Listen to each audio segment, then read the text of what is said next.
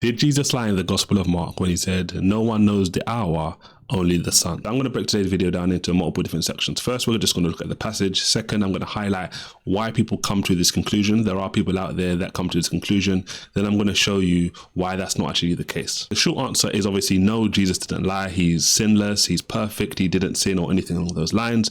But let's look at this passage first and foremost. This is Mark chapter 13, verse 32, where it says, Jesus is speaking and he says, "But of that day and hour knows no man, nor the angels which are in heaven, neither the Son, but the Father." And you have people who will look at this verse and they'll ask themselves, well, if Jesus is God, if he's all-knowing, if he knows all these different things, how is he saying here that only the Father knows? And that leads some people to say, well, Jesus is here lying, because if he knew but didn't say it, then it would mean that he's lying, as if that's the only option in this scenario. Now, firstly, I just want to go back to this text and I want to highlight something which I like to highlight a lot. And notice this, right? Notice if you go back, I'm just going to scroll back quickly, all the way back, all the way up the chapter, going back to verse 5, Jesus is speaking. It's all red letters, right? Jesus is speaking this whole way through. And the reason I'm highlighting that first and foremost is because context is always important. It's always important if you want to avoid making these mistakes, falling into these sorts of traps, etc. It's always important for you to understand that there's a context, there's a bigger picture which helps you understand the scenario. Now, I mentioned previously that some people look at this passage and they'll try and create this, like what we call like a false dichotomy. It's either Jesus didn't know or he did know and he was being deceptive by not saying, as if these are the only two scenarios. That's not actually true. Right. Another way you can think about this passage, which is a very reasonable interpretation, which I'll walk you through in today's video, is not that Jesus didn't know, or it's not that Jesus did know but he was being deceptive. Another option you can think about is the fact that Jesus did know, but it's talking about know in a very different context. Imagine you had a friend, for example, right? And you're giving some insights about your friend to someone who doesn't know your friend. And imagine you turn around and said, well, my friend, he's great. Or my friend, she's great. Well, actually, let's stick to men, right? For the example I'm going to give anyway. So you say, my friend, he's great. Right. And then someone could look at that and say, well, you're saying that this person is a great person. He does a lot of great stuff. That could be true. But what also could be true is the fact that you're saying that he's great as in he's big in size, etc. Both of those two scenarios, and there's even more potentials, can be true. And hopefully that quick example helps you understand how words can be used in different contexts, even though it's the same word. And that's why, obviously, before I already showed you how much of this passage is red letters, it's Jesus speaking, because it's important for us to understand what's actually going on here in the context. So when you read through this whole passage, I'm not going to read through all of the passage in today's video, right? You read it in your own time if you want even additional context. But the point is, the disciples are asking Jesus multiple questions. And as he's speaking through this passage, he's answering the questions that they asked him. And as you read through it, Jesus is breaking this stuff down step by step. He's giving all of these different signs about what's going to happen at the end. That's significant. I'm going to talk about that more in a moment. So let's pick up, let's see here, 28, right? Jesus here, in the midst of his conversation, he gives a parable. Now learn a parable of the fig tree.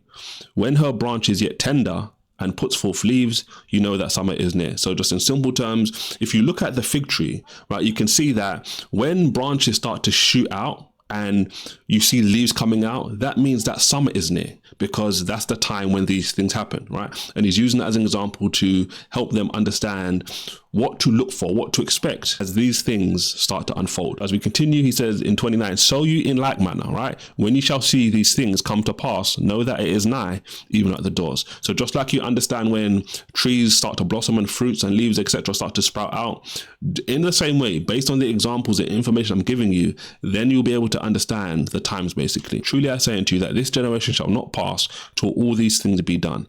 Heaven and earth shall pass away, but my word shall not pass away. And many people mistake what's actually happening here. Remember I said earlier on that the disciples asking multiple questions. So some of the things that Jesus is speaking about were going to happen imminently. When you think about the temple being destroyed and things like that, some of those things were going to happen in this time period, right? But remember, it's important to understand that multiple questions were being asked of Jesus. Heaven and earth shall pass away, but my word shall not pass away. Verse 32, but of that day and hour knoweth no man, no, not the angels which are in heaven, neither the Son, but the Father. And he continues to go on, just basically saying, look, stay focused, don't be deceived, don't be distracted, stay alert for my return. So like I said previously, right, if you remember, I said, some people try to come with these two scenarios. Either Jesus doesn't know the day of his return, or he does, and if he does but says he doesn't know, then he's being deceptive. And I mentioned how that's not the only two scenarios that there actually are. I did mention you can use the word know in multiple different ways. Even if you look at that Greek word,